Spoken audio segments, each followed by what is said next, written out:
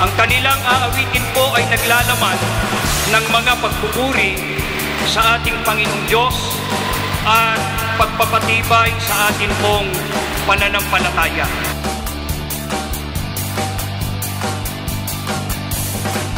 Ang isinagawang himig ng kaligtasan sa aming pong distrito ay nilahukan ng iba't ibang lokal sa aming pong distrito.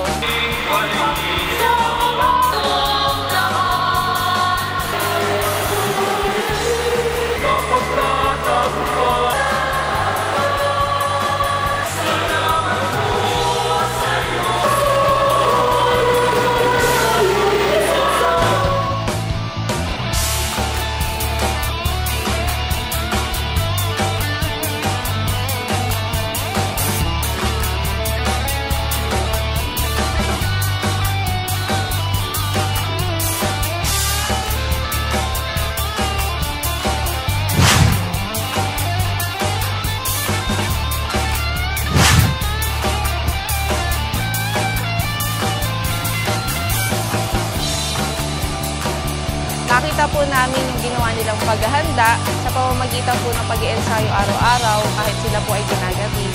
Nagdulot po ito ng kasiglahan sa lahat ng kapatid sa aming pong